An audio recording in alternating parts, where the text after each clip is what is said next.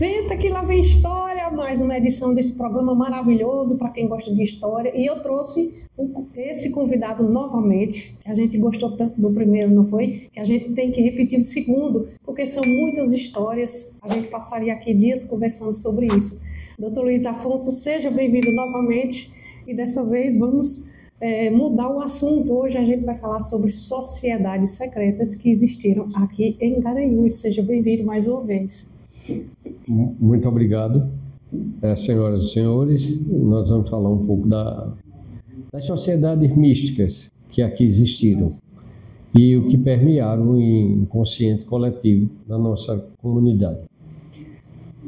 Doutor, qual assim, a primeira sociedade que surgiu aqui em Garanhuns? Foi logo no início da colonização? No início da colonização, por volta do século XVIII, né, aqui em Garanhuns ficou conhecido como, era uma fazenda Garcia, e depois do ataque dos quilombolas, ficou conhecido como Tapera do Garcia.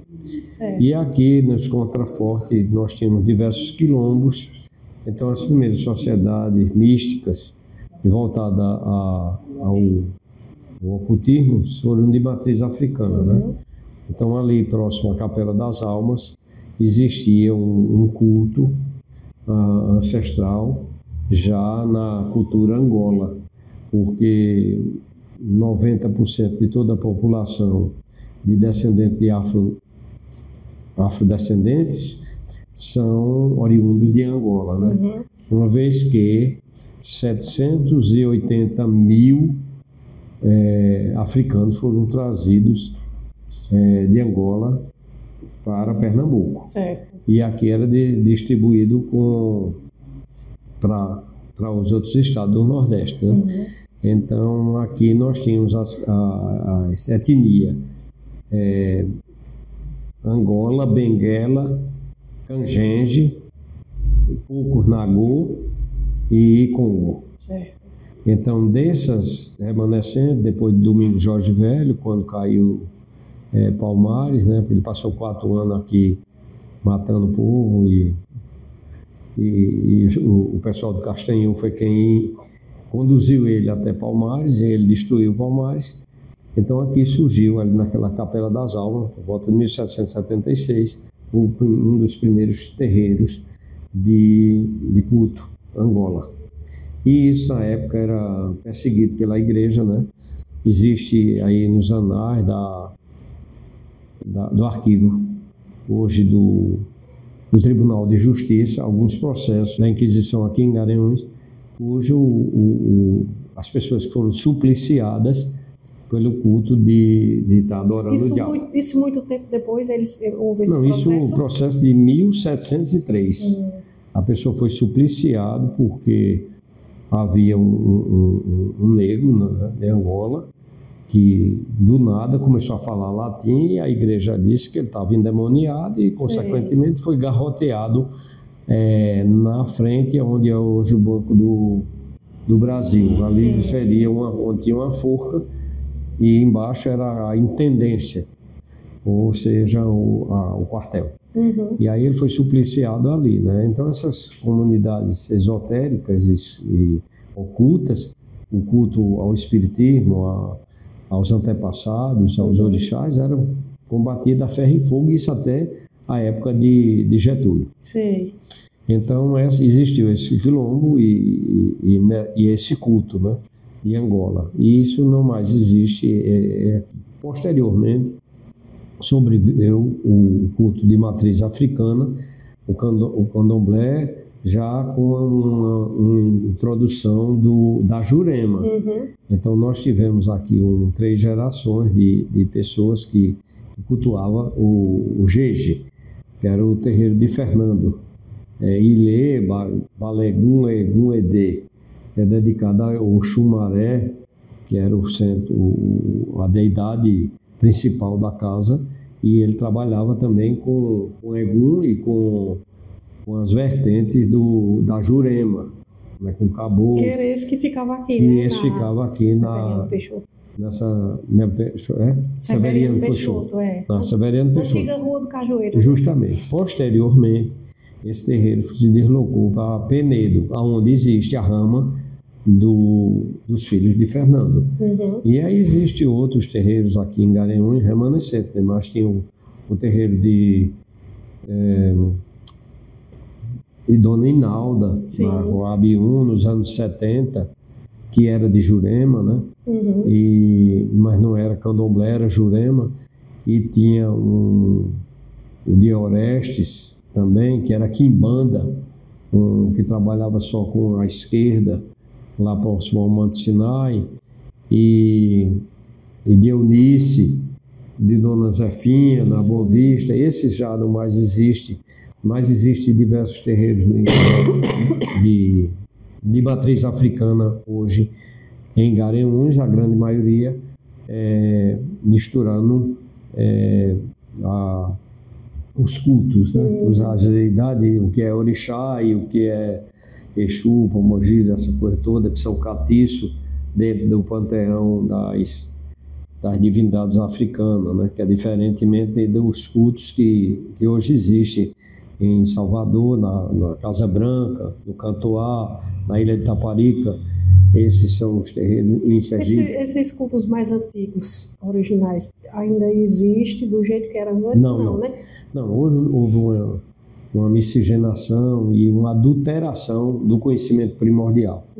Após isso, quando da questão da religião branca, né?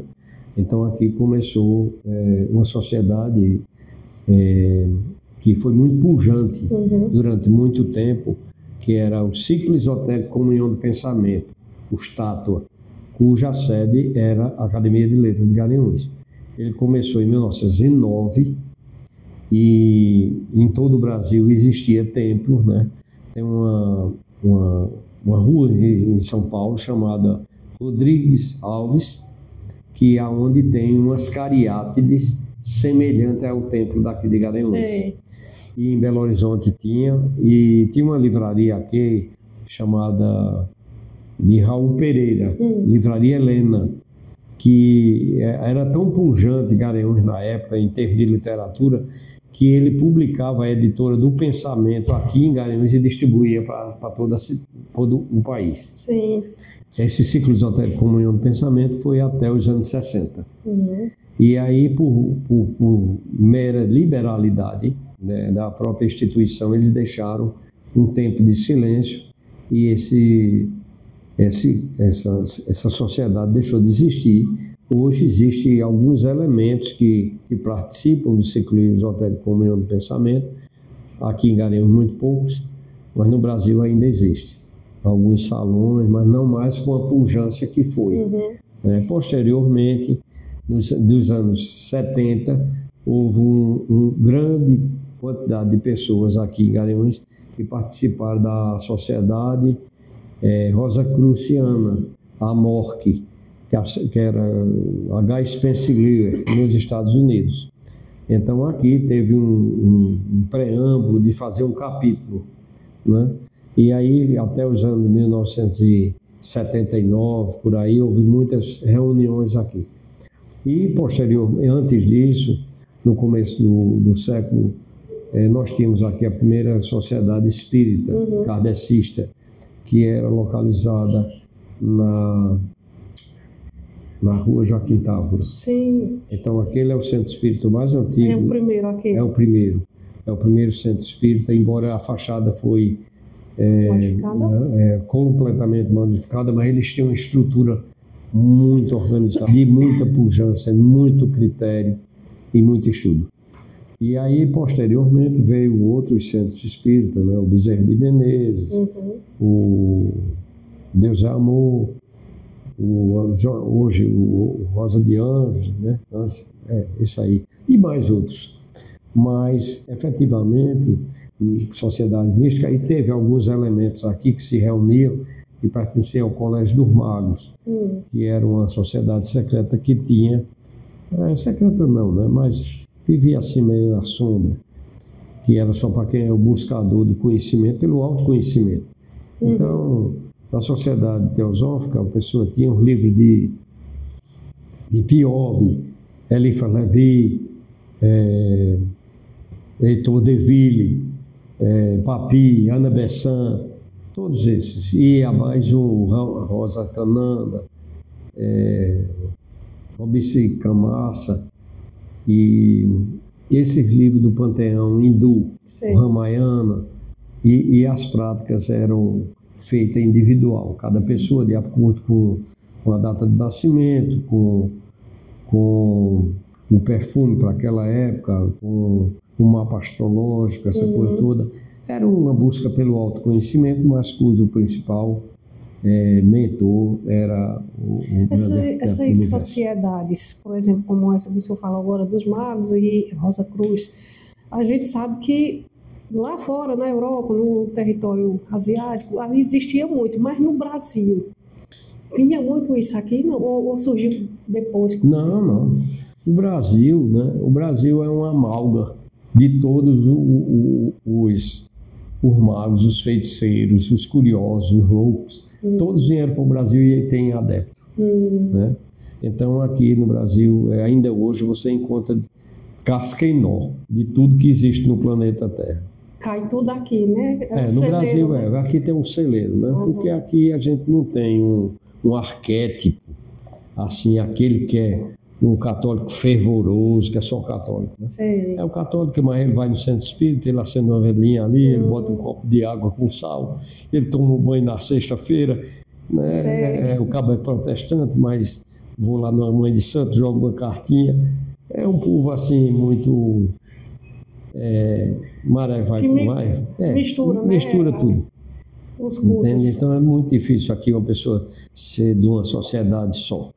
Né? E as pessoas vão permeando nisso. Né? Às vezes a pessoa passa muito tempo numa vertente filosófica dessa e chega lá na frente muda, né?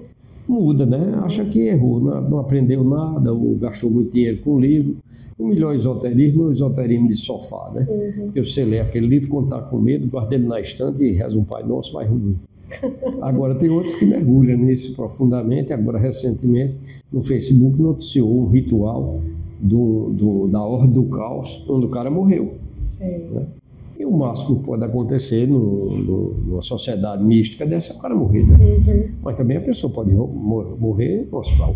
É verdade. Atravessou a rua, morreu, é uma morte idiota. Chegou o dia, né? Pelo menos lá o cara pode ser que encontre com alguém interessante.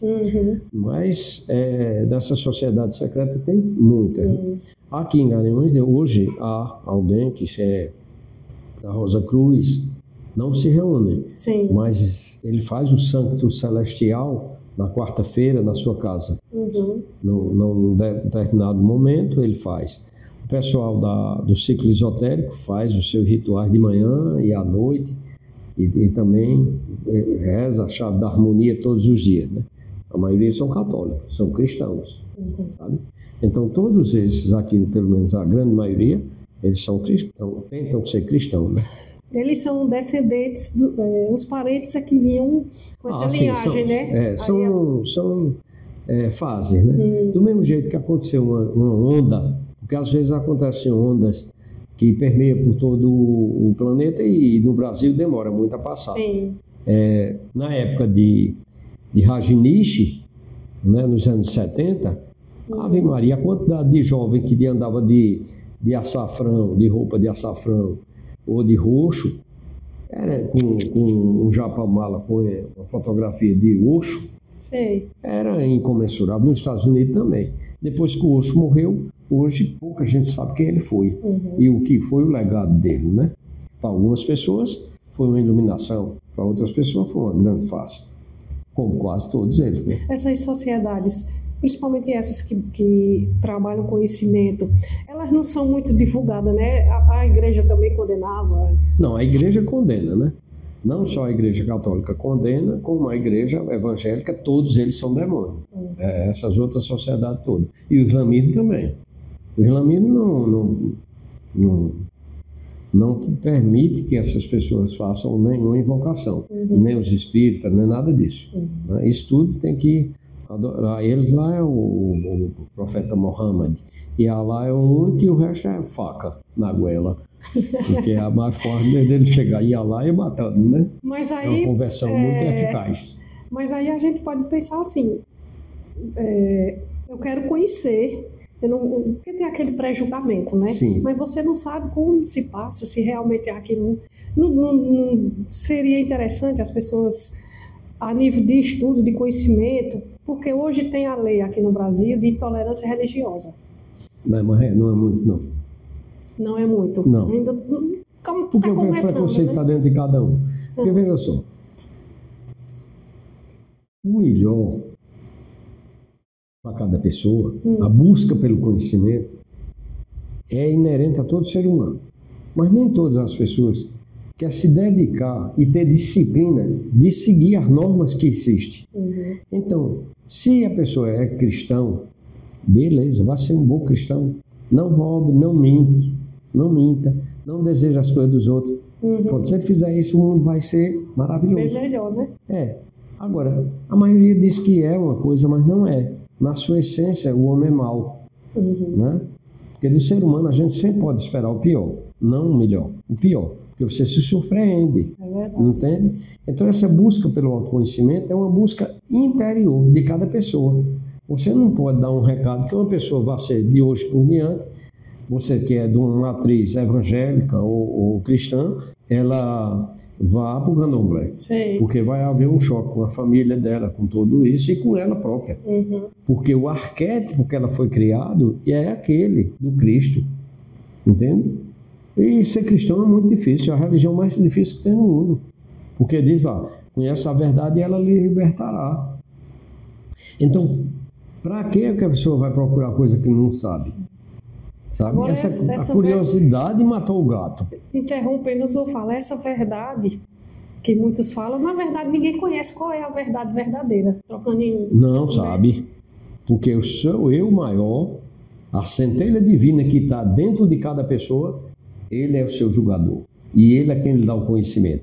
Quando você é criança, que não tem noção do bem nem do mal, se você fizer uma coisa errada, você se esconde. Por quê? Porque a sua consciência lhe diz que aquilo não é propício, entende? Então, essa busca pelo autoconhecimento, da tolerância, é isso aí que cada ser humano deve procurar. E todas essas escolas secretas, elas tentam que as pessoas se encontrem. Agora, algumas não são o caminho do cristianismo. Alguns, enquanto algumas trabalham em função da luz maior, que é a grande fraternidade branca, outros trabalham para o caos primordial, que é o Huntu, que eles pensam que antes de existir a luz, existia a harmonia quando só tinha o caos. Então, tem algumas seitas que trabalham para isso, que trabalham com seres não nascidos, que não é, nem todo mundo tem coragem e nem disciplina para entrar numa situação dessa, abrir portas e depois não saber fechar e perder a sanidade mental. Quando perde a vida é bom, porque morreu, acabou-se. Mas o cara ficar sem a sanidade mental e dando trabalho aos outros, e a humanidade como um todo, então é errado. Mas no final das contas, todas elas, ou seitas, ou religiões, cristãs, ou sociedades, todas elas buscam conhecimento, né? Buscam o autoconhecimento, e algumas buscam só o ego, a enaltecer o ego e o poder. Porque quase todas as sociedades secretas se distanciam do objetivo primordial.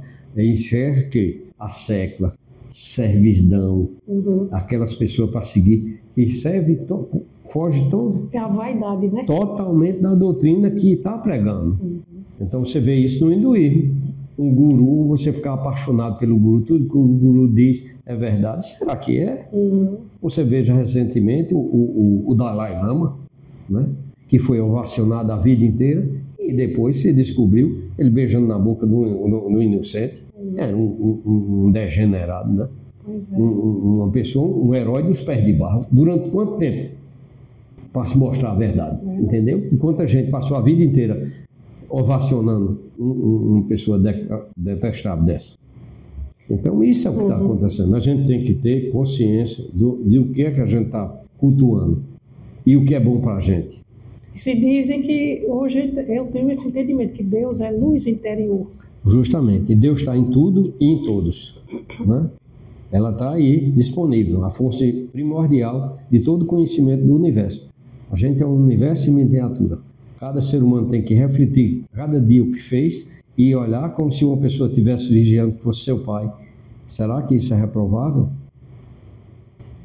Então, isso é o que deve ser feito, a busca pelo conhecimento. Nossa, por mim, a gente passaria aqui mais 1 hora conversando. Muito obrigado. Mas, infelizmente, vamos ver se a gente marca outro, sobre outros assuntos diferentes, porque o papo aqui, eu não sei se vocês estão gostando, mas eu adorei. Doutor Luiz, muito obrigada mais uma vez, viu? Muito obrigado a vocês. Meus desculpas para aquele se ofender alguém, mas a verdade é uma só. É isso aí, então. Quem quiser ler o livro do Guru, o primeiro escreva o seu, como dizia o grande Raul. É isso aí. Então, obrigada, gente. Até o próximo programa. Senta que lá vem história.